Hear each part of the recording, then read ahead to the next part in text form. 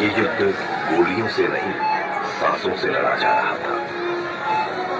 कुछ घायल मौन पड़े थे, कुछ कराहते हुए जिंदगी से चिपके थे, लेकिन हर कराह के पीछे एक उम्मीद थी और हर सांस भारत के हाथों में सौंप दी गई थी।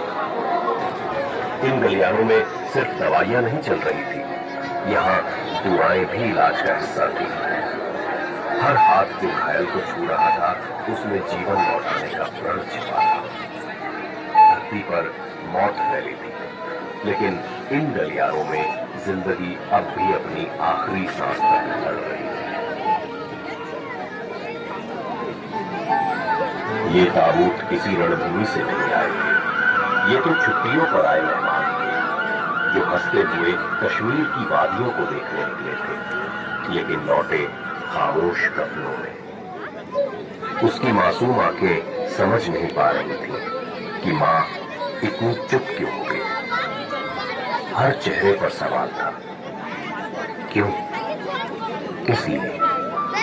ये मातम किसी एक परिवार का नहीं था, ये दर्द पूरे भारत का था और इसका जवाब भारत को देना ही था। यहीं से जन्म हुआ ऑपरेशन सिंदूर। दिल्ली की खामोश दीवारों ने सवाल किया, अब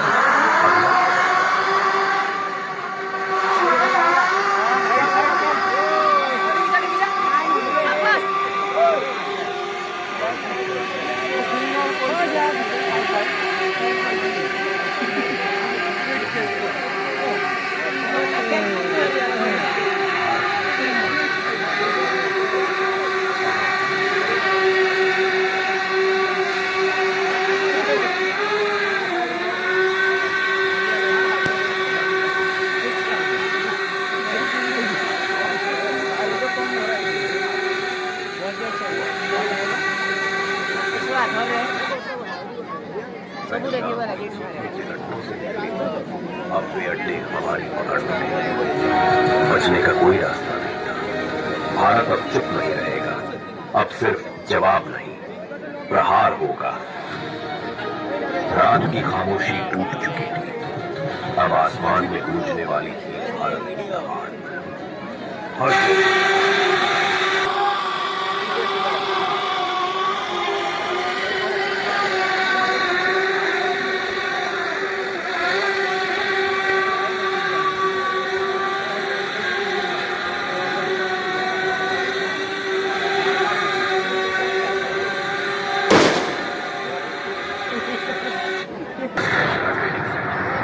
जिन गुफाओं में आत्मघाती बनते थे वहीं उनकी कब्र बन गई। तीसरा लश्कर तैयबा का बेस, साजिश रची जाती थी, वो ठिकाना अब मिट चुका था। चौथा टारगेट हथियार ट्रेनिंग सेंटर। जिस धरती पर मौत की खेती होती थी वहीं आग का तूफान बरसा। पांचवा अब्बास कोटली फिदाई ट्रेनिंग सेंटर, जहां से मौत का सौदा बेचा जाता था, अब वहां सिर्फ राख थी। छठा टारगेट मुल्क के लश्कर तैयबा का हेडक्वार्टर। लश्कर तैयबा का दिल आज यही रुक गया। सातवां टारगेट मरकज सुभान अल्लाह, जहां नफरत का जहर घोला जाता था, आज वहां सन्नाटा था।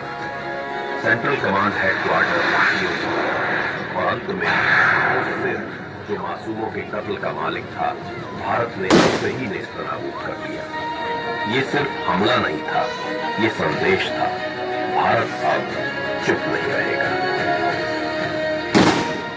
ऑपरेशन सिंदूर 22 अप्रैल को पहलगाम में हुए विभत्स आतंकवादी हमले के शिकार मासूम नागरिकों और उनके परिवारों को न्याय देने के लिए लॉन्च किया गया था। इस कार्रवाई में 9 टेररिस्ट कैंप्स को टारगेट किया गया और पूरी तरह से इसे बर्बाद किया गया। Over the last 3 decades, Pakistan has systematically built terror infrastructure. It is a complex web of recruitment and indoctrination centers, training areas,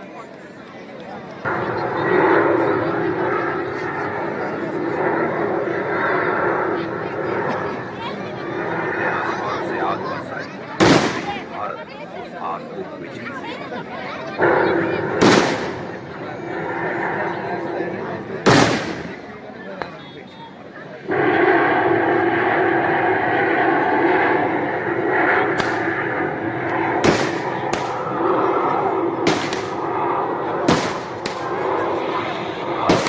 उनके जवाब को जवाब दे दिया।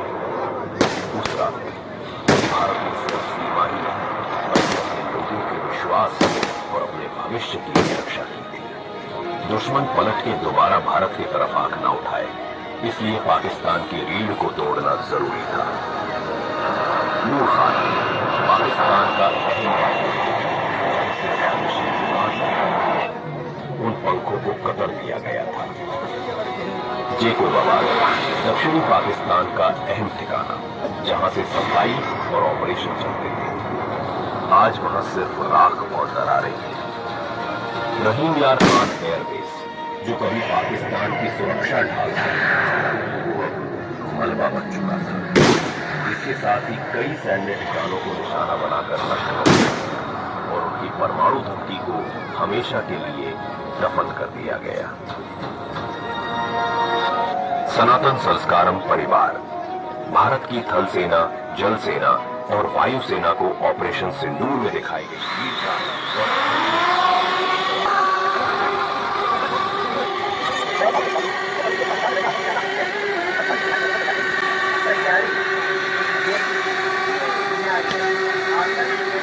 को मिट्टी में मिलाने की तैयारी को बिना पहले ही कर दी, जिसका उपयोग प्रधानमंत्री नरेंद्र मोदी ने बिहार आतंकियों को और इस हमले की साजिश रचने वालों को उनकी कल्पना से भी बड़ी सजा मिलेगी। रात 1:05 में सेना का ऑपरेशन शुरू हुआ, जो 25 मिनट तक चला। यानी कि रात ठीक 1:30 तक इन 25 मिनटों में भारत की सेनाओं ने पाकिस्तान को धुआं कर दिया। ऑपरेशन सिंदूर में जैश का आतंकी अड्डा एक झटके में तबाह हो गया। लश्कर तैयबा के छिपे बैठे सरगना हमेशा के लिए मौत की नींद सो गए। हिजबुल मुजाहिदीन के बेस कैंप को भी निशाना बनाया गया, जहां आतंकवादियों को ट्रेनिंग दी जाती थी। लगभग 1:10 के आसपास पाकिस्तान में पहली मिसाइल गिरी। इसके बाद एक कर धमाके शुरू हुए और पाकिस्तान की गोद में 9 अड्डे पर छिपे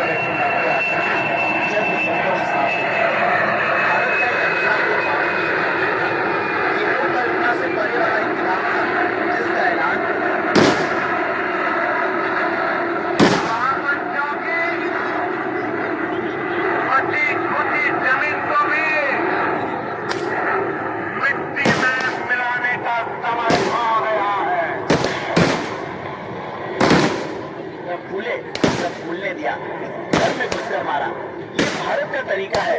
साथ ही चेतावनी दी है, अगर पाकिस्तान अभी भी बातचीत करेगा मगर आज का हमला आतंकियों पर एयर स्ट्राइक के बाद भारत ने 28 में chief of army social media जब ट्रेलर ऐसा है पाकिस्तान मगर पहले ट्रेलर की पूरी कहानी समझिए। 7 मई को रात 1 बजे के बाद पाकिस्तान की सीमा पर गड़गड़ाहट सुनाई दी।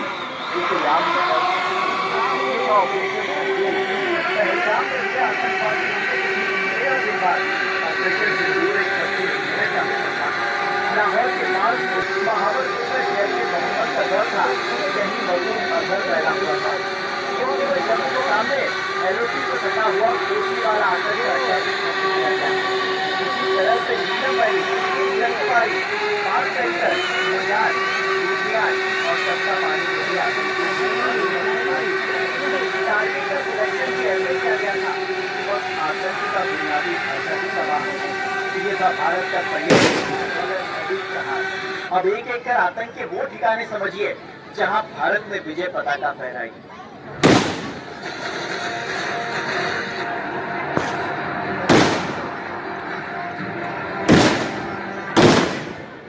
सबसे पहले टारगेट नंबर 1 सवाई नाला कैंप मुजफ्फराबाद। ये गुलाम कश्मीर के लाइन ऑफ कंट्रोल से 30 किलोमीटर दूर है। ये लश्कर तैयबा का ट्रेनिंग सेंटर था। 20 अक्टूबर 2024 सोनमर्ग, 24 अक्टूबर 2024 गुलमर्ग, 22 अप्रैल 2025 पहलगाम। इन हमलों के आतंकवादियों ने यहीं से ट्रेनिंग ली थी। अब टारगेट नंबर 2, सैयदना बिलाल कैंप, मुजफ्फराबाद। ये जैश ए मोहम्मद का स्टेजिंग एरिया था। ये हथियार, विस्फोटक और जंगल सर्विलांस ट्रेनिंग का सेंटर भी था। Target number 3, Phulpur camp, Kotli. ये एलओसी से 30 किलोमीटर दूर था। लश्कर ए तैयबा का बेस कैंप जो राजौरी और पुंछ में एक्टिव था। 20 अप्रैल 2023 को पुंछ में और 9 जून 2024 को तीर्थयात्रियों के बस पर हमले में यहीं से आतंकियों को ट्रेन किया गया था। Target number 4,